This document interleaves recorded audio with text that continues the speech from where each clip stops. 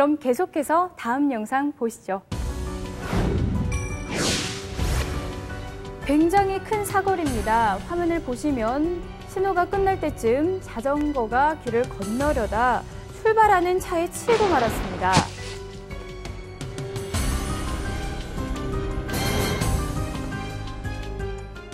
어느 사고인지 설명해 주세요. 횡단보도 신호가 끝난 후 횡단보도에 진입하여 진행하는 자전거와 전방 신호만 보고 막연히 출발하는 승용차의 충돌 사고입니다. 보셨다시피 자전거 운전자는 보행 신호에 도로를 횡단할 수 있을 것이라 생각하고 횡단보도를 진행하고 차량 운전자는 정황을 살피지 않고 전방 신호만 보고 출발하다가 사고가 발생한 것입니다. 이러한 사고는 많지는 않지만 사고가 발생했을 때는 굉장히 위험합니다. 굉장히 위험하군요. 그럼 이런 사고는 차량에게 과실이 있는 건가요? 좀 전에 이 사고 보시면은요, 좀 전에 경위님께서 설명하셨다시피 그 자전거 운전자는 아마 녹색 전멸등 신호에 그 횡단을 개시했을 겁니다. 개시하다가 이 적색으로 바뀌고 차량일 경우에는 앞에 진행 신호, 녹색불이 들어와서 이제 진행하다가 마침 그때 이제 사고가 발생했는데요. 이럴 경우에 그 자전거 같은 경우에는 만약에 이 보행인이 똑같은 사고가 났다 할 경우에 보행인이 신호 위반의 어떤 책임이 있어서 보행인 횡단 사고일 경우에도 약 20% 정도의 어떤 과실이 있습니다. 특히 이 사고는 자전거 사고 아닙니까? 자전거는 또 교통수단입니다. 그렇기 때문에 자전거일 경우에는 과실이 좀 더 높고요. 특히 자전거는 횡단할 때 안전하게 내려서 자전거를 끌고 이렇게 횡단을 하셔야 됩니다. 타고 갑자기 속도를 내서 가지다 사고 나면은 더 큰 위험이 빠지거든요. 그럴 경우를 감안한다면은 자전거의 과실은 약 한 40% 정도가 되지 않을까 그렇게 생각합니다. 자전거를 타고 가는 것도 책임을 묻게 되는군요. 이 무엇보다 신호가 바뀌지 않은 채 출발하는 경우가 많은 것 같은데요. 이런 사고가 정말 많습니까? 신호가 바뀌기 전에 출발해 발생하는 교통사고는 신호위반 통계에 포함되고 있습니다. 2010년 우리나라에서 신호위반 교통사고 건수는 25,160여 건에 이르고 있습니다.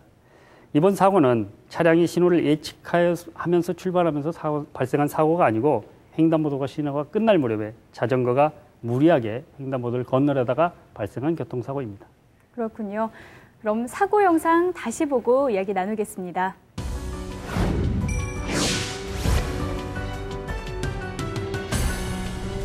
자전거가 급하게 파란불에 횡단보도를 건너려다 이 모습을 못 본 운전자가 자동차를 출발하려다 부딪히는 사고입니다.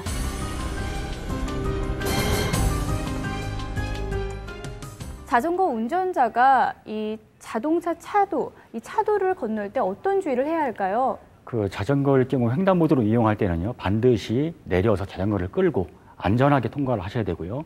그 횡단보도 녹색 전멸등 신호에 어떤 자전거의 속력만 믿고 그냥 달리다가 대형 사고로 이어질 수 있기 때문에 항상 주의하셔야 합니다. 이 자전거뿐만이 아니라 보행자들 역시 신호가 바뀌기 전에 무리하게 길을 건너려는 거를 저는 많이 봤는데요. 이 보행자들에게는 처벌을 받지 않게 되나요? 보행자도 보행신호를 위반하여 도로를 횡단하게 되면 차량과 마찬가지로 신호위반 범칙금을 받게 됩니다. 범칙금은 3만 원에 이릅니다. 횡단보도 녹색 신호가 들어오는 횡단보도 전멸 신호가 들어 그 이후 적색 신호가 들어오게 됩니다. 녹색 신호는 보행자가 도로를 횡단할 수 있고 녹색 전멸 신호에는 횡단하고 있는 사람은 신속히 건너가고 횡단을 완료해야 되고요. 그렇지 않은 사람은 횡단을 중지하거나 보도로 되돌아와야 됩니다. 보행자도 똑같이 처벌을 받는군요. 그럼 만약에 무리하게 길을 건너다가 보행자가 사고가 났을 경우 어떤 불이익을 보행자는 받나요? 그 보행자일 경우에요. 그 녹색 그 전멸등 신호에 보행하다가 적색으로 바뀐 상태에서 사고가 나게 되면은 신호 위반 처리를 받아서 과실은 약 한 20% 정도, 완전 적색불에 횡단하는 사고보다는 적지만요 20% 과실을 이제 적용받게 되는데요. 항상 주의하셔야 할 점은 녹색 전멸등 신호는 적색 신호의 시작이다. 이런 인식이 가장 중요할 것 같습니다. 맞습니다. 아무리 신호등이 녹색이라 할지라도 전멸 상태이거나 사람들이 모두 건넌 이후라면 절대 무리해서 길을 건너는 습관 버리셔야겠고요. 아울러 자동차 운전자분들도 마지막까지 길을 건너는 사람이 없는지 꼭 확인하셔야겠습니다. 그럼 다음 사례 한번 만나볼까요? 왕복 4차선 도로입니다. 갑자기 우측에서 속도를 내지 않는 오토바이가 1차선으로 차선을 변경하면서 속도를 줄이지 못한 운전자와 그대로 부딪히는 사고입니다.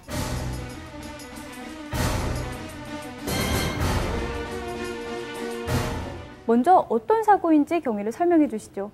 이 사고는 진로 변경하는 오토바이와 같은 방향 축구방으로 진행하는 승용차의 추돌 사고로서 양 차량의 과실이 병합된 사고라고 볼 수 있습니다. 이런 사고의 경우 어느 쪽에 과실이 적용되나요? 이럴 경우 그 이륜차가 그 2차선에서 1차선으로 갑자기 들어왔지 않습니까? 들어온 경우에 보통 이륜차의 과실이 한 60% 정도 과실이 적용됩니다. 그런데 이륜차가 어느 정도 그 차선 변경을 좀 완료한 시점에서 뒤를 받았거든요. 이럴 경우를 좀 감안한다면은 약 한 50% 정도의 어떤 과실이 있지 않을까 그렇게 생각합니다. 그럼 사고 영상 다시 한번 보겠습니다. 이동량이 거의 없는 왕복 4차선 도로에서 속도를 미쳐내지 못한 오토바이가 차선을 변경하면서 직진하던 차량과 그대로 부딪히는 사고입니다.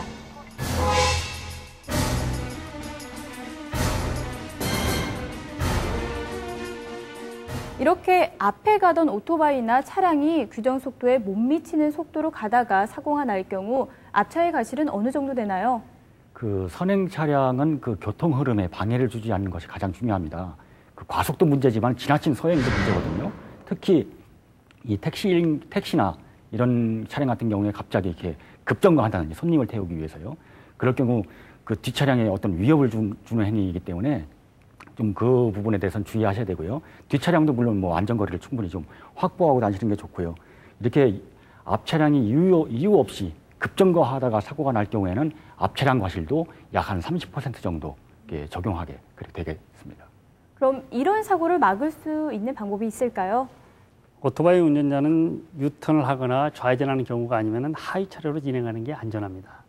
진로 변경하는 오토바이는 축구방에다 진행하는 차량에 대한 좀 더 세심한 주의가 필요하고요. 축구방에다 진행하는 차량은 진로 변경하는 오토바이를 발견했을 때 속도를 줄이거나 이렇게 양보한다는 양보 운전 의식이 필요할 것으로 보입니다. 그리고 지난번부터 여러 차례 오토바이의 의무보험에 대해서 얘기했었는데요. 오토바이가 보험에 가입하지 않았다면 더 힘든 상황이었겠죠? 오토바이 같은 경우에 저희 나라에서 현재 그 의무보험 그 50cc 이상인 경우에는 반드시 사용 등록을 하고 의무보험인 책임보험에 가입하셔야 됩니다. 그런데 현재 가입률을 보면 2010년 기준으로 30% 미만이라 상당히 그 오토바이 사고일 경우에 보상받지 못하는 경우가 생기게 돼서 굉장히 막막한 경우가 있거든요. 근데 참고로 오는 그 11월부터는요, 그 교통안전법, 도로교통법이 개정이 돼서 그 50cc 미만이라도 사용 등록을 반드시 하셔야 됩니다. 사용 등록을 하셔야 된다는 얘기는 책임보험에 가입하셔야 되거든요. 그 점 반드시 좀 참고하셔야 되겠습니다. 네, 오토바이 운전자분들은 이 점 참고하시길 바랍니다. 그럼 마지막 사례 한번 살펴볼까요?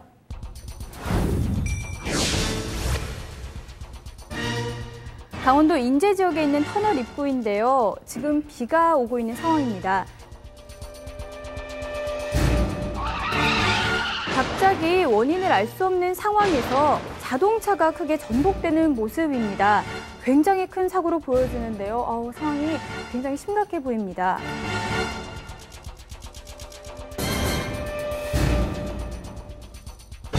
정말 무서운 사고 현장인데 이 사고의 경위는 어떻게 되나요? 본 사고는 자동차 차량 단독 사고로서 운전자가 사망하고 동승자가 중상을 당한 교통사고입니다. 이러한 사고는 빗길에서 발생하는 수막 현상이에요. 차량이 미끄러지면서 발생하는 교통사고입니다. 수막 현상은 자동차가 빗길 등 물 위를 달릴 때 자동차의 타이어 접지면이 수막이 형성되어 차량이 조향력을 잃고 미끄러지는 현상을 말하며 대부분 과속일 때 이런 현상은 발생합니다. 말씀하신 수막 현상 때문에 이 비가 오면은 교통사고율이 더 높아지는데요. 이 수치는 어느 정도입니까? 특히 그 여름 장마철 사고가 많고요. 대형 사고가 많습니다. 그래서 2010년 통계 기준으로 보면 장마철에 사고가 발생한 것이 약 한 22만 건으로 전년 2009년 대비해서 약 3% 정도가 증가했거든요. 그리고 약 하루 평균 약 4,330명 정도가 이제 사상하는 걸로 그렇게 통계가 나타나고 있습니다. 이 사고를 보면 빗길 운전도 매우 위험했지만 이 과속 운전도 사고의 원인이라고 말씀하셨잖아요. 이 차량이 더 적은 도로에서 이런 과속으로 인한 문제가 더 많이 발생하나요? 도로에 진행하는 차량이 적을 때에는 교통사고 위험성이 상대적으로 낮아지게 됩니다. 차량이 한가한 도로에서는 과속하는 운전자들이 많고요. 과속을 하게 되면 자칫 대형 사고로 이어질 수 있습니다. 교통사고가 발생했는데 진행하는 차량이 없다면은 교통사고 신고하는 사람이 없어서 구호 조치가 늦어질 수 있습니다. 그러면 부상이 곧 사망으로 이어질 수 있습니다. 사고를 막기 위해서는 속도, 빗길 눈길에서는 50% 이상의 감속, 차량이 없다고 해서 절대 방심하는 일은 없어야 되겠습니다. 그렇군요. 그럼 사고 영상 다시 한번 살펴보겠습니다.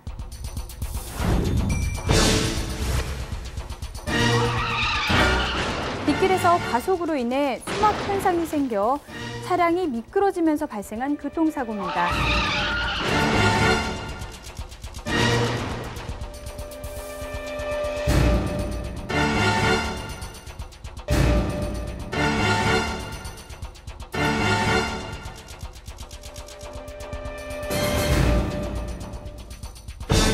빗길 운전 시 더 주의해야 될 점이 많다고 생각하는데요. 어떤가요? 그 장마철 특히 빗길에서는 차량이 제동이 잘 안 됐기 때문에 그 사고가 훨씬 더 많이 증가하고요. 대형 사고로 이어지는 경우가 많이 있습니다.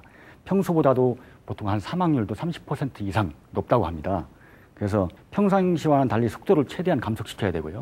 특히 항상 전조등을 켜서 자신의 존재를 스스로 알려야 합니다. 그래야 안전을 또 확보할 수 있고요. 또 타이어 공기압을 적정 수준으로 딱 맞춰주시면은 그 공기압을 기준치보다 약 한 10%만 높여도 제동력이 훨씬 더 향상되는 걸 알 수 있습니다.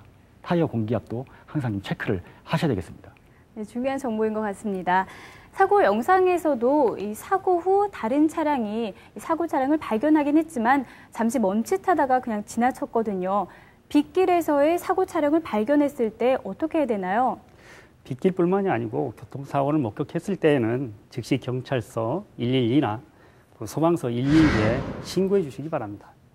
만약 차량을 세우고 사고 차량의 운전자들을 구호할 때에는 2차 사고를 예방하기 위해서 삼각대, 신호봉, 그리고 또 자기가 타고 있는 그 차량을 이용해서 투행하는 차량들에게 사고 내용을 알리는 것이 매우 중요합니다. 특히 고속도로에서는 2차 사고에 주의하시고 이러한 안전조치를 할 때는 다른 사람과 같이 하는 것이 좋습니다. 좋은 정보 감사합니다. 오늘 살펴본 사고 영상을 보면요. 이 차량 운행이 적은 도로에서도 사고가 많이 발생한다는 걸 알 수 있는데요. 이럴 때 오히려 큰 사고로 연결된다는 것 반드시 명심하시기 바랍니다. 자, 이번에는 교통안전 프로젝트 현장 포착 365에서 매회 소개해드리는 교통안전 표어를 전하는 시간인데요. 오늘은 잠시 멈춘 이 순간이 당신의 인생을 이어줍니다로 전했습니다.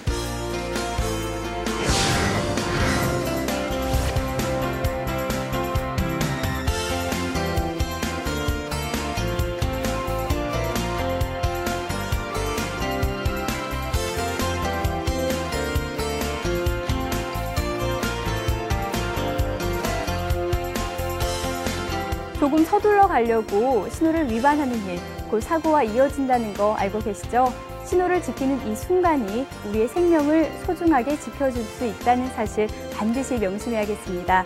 도로는 생명이 달리는 길인 만큼 반드시 안전운전하시기 바랍니다. 오늘 나와주신 두 분 고맙습니다. 감사합니다. 저는 다음 이 시간에 찾아뵙겠습니다. 시청해주신 여러분 고맙습니다.